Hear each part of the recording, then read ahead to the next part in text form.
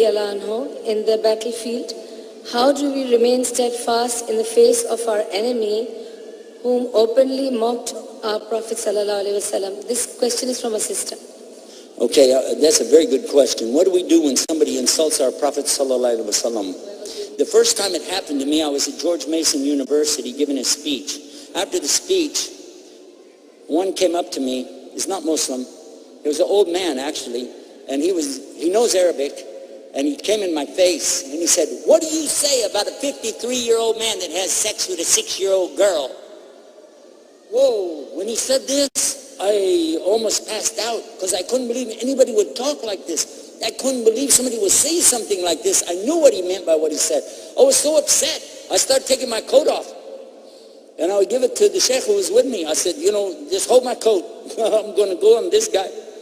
And as I was taking my coat off, I looked at him and I said, this depends on your question. If it's a rhetorical question, or if you're insulting my prophet, in which case I'm going to take you out back and beat your head off your shoulders. He said, no, it's rhetorical. I said, in this case, it doesn't need an answer. Obviously, what he said, no Muslim would support this idea. Because our Prophet ﷺ never would do something like this. Our Prophet did not do what this man said. But the way he said it, people would think, this is Muhammad. Our Prophet ﷺ was the example for us. And he was the mercy to mankind. I had to go to the scholars and ask them, how do I answer the question? They said, first of all, you don't get angry. This is in the hadith of Rasul ﷺ. La tagdab. Somebody said, give me nasiha. La tagdab. And then, la tagdab, la tagdab. Don't get angry. Take it easy. Keep your cool. Take it easy. Second thing is, when you don't know, just say, I don't know. But be kind to them. Maybe they will listen to the answer. So the next time, I saw the same guy again. I'm ready. This time, he started with another question. It's nothing but an insult, the way he said it. But this time, I said, thank you for asking me about my religion. He went, huh? He didn't expect that. He thinks I'm going to get angry. Not now. I know we shouldn't do that. Thank you for asking me about my religion. And then, say this. As a Muslim, I cannot lie. As a Muslim, I cannot lie. If I lie, I can go to hell. And if I don't tell the truth, if I make a mistake, you can check it out anyway, because everything in Islam is preserved 100%. Mia mia. The Quran and the Sunnah, we still have it today as we had it centuries ago. So it's there. So it's easy. We can find the answer. But by the way, and here it comes. Are you listening? If, while you are listening to my answer, you like the answer so much that you say, that's better than what I have, are you going to be ready to make a move to something better? He said, yeah. And then I began to give the answer. First of all, the hadiths are in Bukhari, and it's two. One, it says Aisha's 6 years old, and her mother, listen to the hadith, her mother comes to her and takes her into the house. She's playing in the dirt. Her mother takes her into the house to her father. So far, did you hear the word sex in there? No. And her father is doing a tradition which is a part of the Arab tradition forever. He's offering his daughter in marriage to his best friend, someone who is a leader, someone who is very important to him, and he's saying, I want you to marry my daughter. But then what? She's back outside playing in the dirt. Yes or no? No. Where did you hear sex in there? I think you've been standing in the checkout line of the grocery store too long looking at the tabloids with that word sex on it. Oh, that's all you're thinking about. This is not our Prophet ﷺ. The other hadith, she's older. The mother's taken to the father's offering her in marriage, and look what it said in the Quran in chapter 4, verse 19. Very clear, it tells, O you who believe, you cannot inherit women against their will. In order for a woman to get married, she has to be old enough to know what's going on and understand it and old enough to have children. Yeah, otherwise she can't get married. It's not a legal marriage in Islam. Yes or no? So what do you think? It gives us the example that even though she was betrothed at an early age, they didn't get married until she was old enough. The man standing there going, I didn't know that.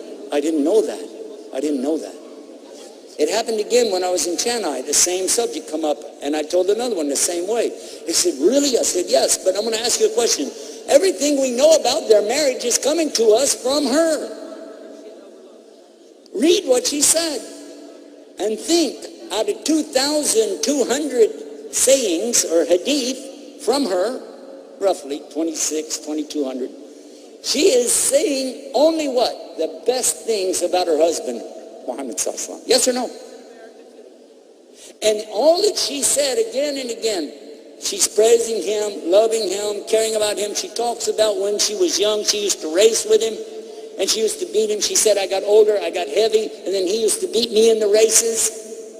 She used to tease him. She played tricks on him. We know from the Quran some tricks that she played. Whoa, watch out.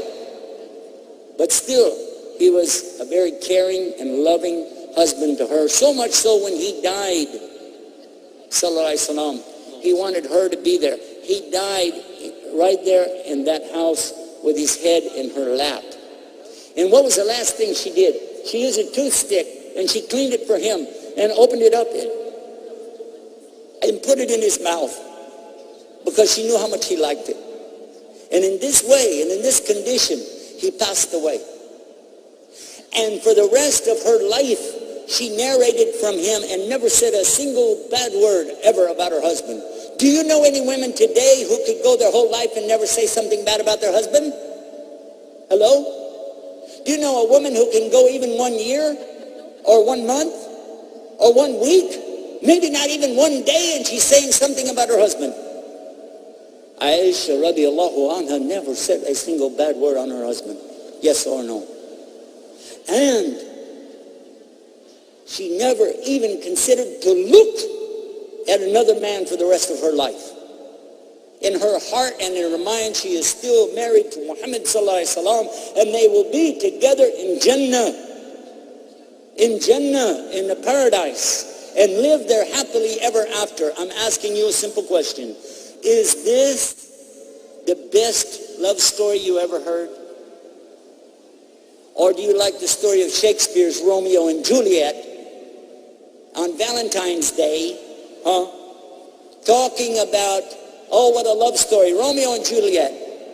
2 young lovers, one a preteen, maybe 12, and one 14, something like this, very young, from 2 separate tribes that did not like each other. They hated each other. They were fighting.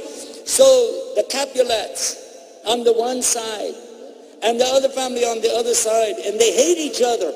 And they don't want their children to even know each other, so they sneak behind their back. Did they get married? No. What did they do? I don't want to mention.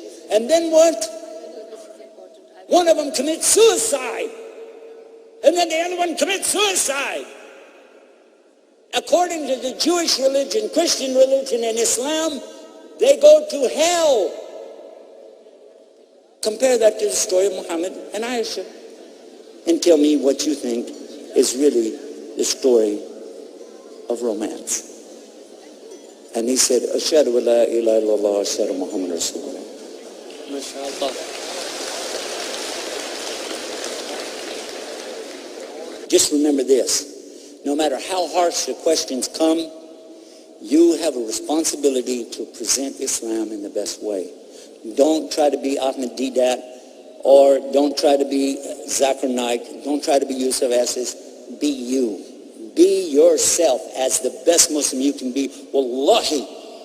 And I don't like to say wallahi because I'm not Arab anyway, but when I say this, I really mean I wish all of us would just use what Allah gave us and be the best Muslim you can be. This would destroy shaitan on this planet. He wouldn't have a chance.